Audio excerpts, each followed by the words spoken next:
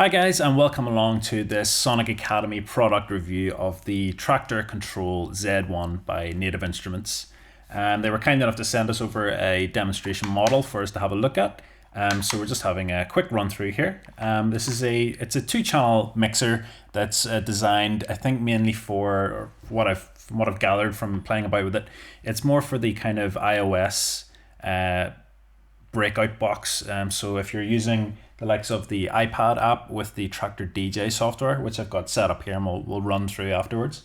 But it can be quite fiddly when it comes to your gains and doing the EQ and the filtering and the effects and things like that there. It's more kind of intuitive for the old sort of tapping and moving bits around. But this kind of breaks that out and lets you control all of these features outside of the iOS app. So what we've got is essentially, as I say, it's a two-channel mixer. It's got a built-in 24-bit sound card as well. So once you plug this into your iPad, it bypasses that sound card on there, and the sound will then be coming through the built-in sound card on this. And I have done an A and B with this and my Apollo sound card, and I can't tell the difference. So pretty good. So at the bottom, basically, we have a crossfader, which lets you go between your two tracks. Some nice faders here for your A and B. And then just above that, we have a filter and an effects button, which is new. If you turn this on, you activate the filter, and you have this control here, which if you turn left, gives you a high pass. Is it a high pass? Yeah. And if you turn it to the right, it gives you a no, it's the other way around. If you turn it to the right, you get a high pass. If you turn it to the left, you get a low pass. That's the way it works. So it's quite intuitive that way. It means you don't have to switch the filters. And another cool thing is if you hit the mode and then flick this on, it switches it over to FX mode. So if you've got the gate set up, or if you have the delay, or the what's the other effects on there? The flanger. Okay, so this basically acts as an X control, but it doesn't give you the Y control, so you still have to tap that in yourself. So it's more the gain of the effects, which it's a wee bit weird. I think maybe they could have had something there. I don't know, maybe they'll figure it out for the next one. But in the meantime, you can just use the touch. Above that, then you have three just EQ, low, mid, and highs. Just the standard on any kind of mixer, and your top one, as usual, just the gain on that channel strip. You have a master gain at the top here, and below that you have a Q volume for your headphone mix, and you can you've got your mix here as well. So if you've got that fully left, you'll only hear the track that's playing. You can switch on A and B, which one you're going to be mixing in there. One thing it doesn't have is the ability to separate between the left and right ear. So if you're a DJ that's used to that kind of track A in the left ear, track B in the right ear, there's no way to turn that on. But I think that's more of a software issue as opposed to this the Z1 itself.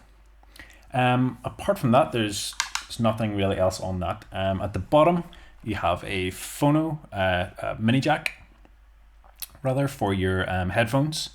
And at the top you have a power supply, which when this is plugged into a power supply, by the way, it also charges your iPad or your iPhone, which is great. It means you don't have to have a separate power source for that. You have then your two phono jacks out. It doesn't come with any phono jacks, so you do have to go and source that. I know it's sort of negligible amount of money, but it's still, I thought it would have been nice to get a phono jack in there. The USB cable now, you get two of those. This one, which is just a normal PC, normal flat USB cable to the one on the back of this, and that's for when you're connecting up to your normal setup. So if you're using Traktor Pro, I think it's Traktor Pro 2, it's out now, this will work for that. If, however, you are using the iOS,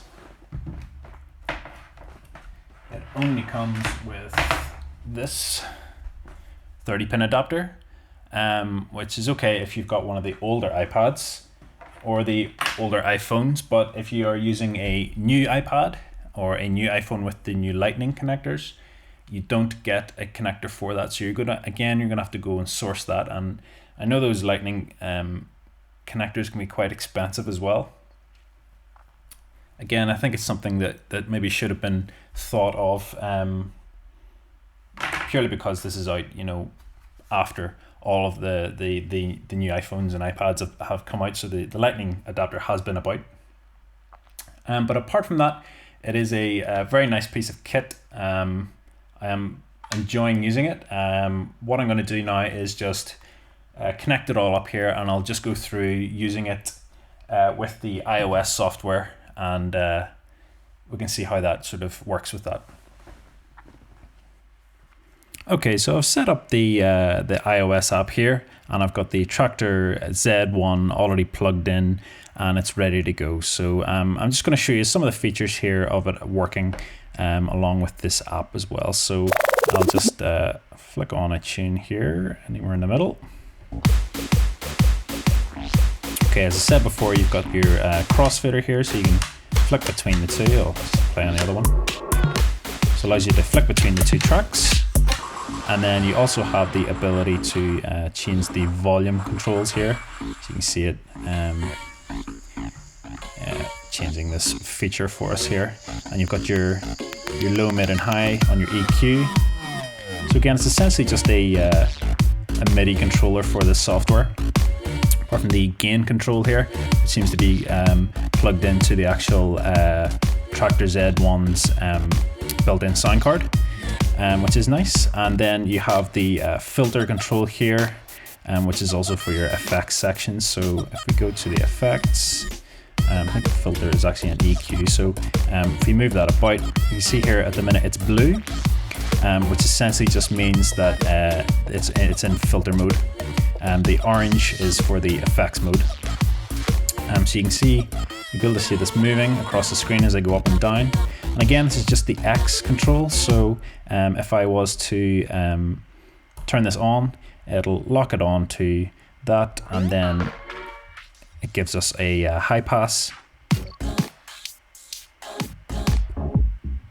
and a low pass. But it doesn't allow us to control the Q, so if we wanted to do that, we would need to push that up ourselves. And then we need to pull it down ourselves as well. So again, essentially it's just the X control on that. If you wanted to flick it over to the effects section, then you simply hit the mode button and it lights up, and then you flick it on and it changes orange and you're now in the effects. So if you turn that on, you can go up and down the effects. Again, you don't have control of the Y on this, so you have to use your finger, which is a wee bit of a shame. And you also don't have control of the actual effects themselves. It would have been nice to have some sort of extra button here that let you control those two, but you can only select it from within the software. Get your gate.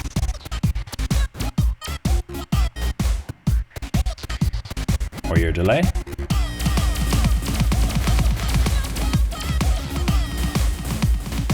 And then simply just tapping that turns it off.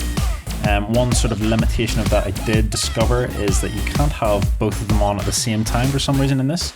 So for example, if I have this on an effect, so I turn on our flanger and I set it up here. If I wanted to then filter that, so you would imagine you would hit mode and then flick that on to filter, and then turn the filter on, but it automatically cancels out the effects, which is strange. Imagine that's maybe something they could fix in a maybe like a firmware update. But turning on the filter, again, if I flick this to FX, it cancels the filter, which I don't know why it does that. It's weird because you can actually turn the filter on the software, and use the effects at the same time. You can't if that's not on.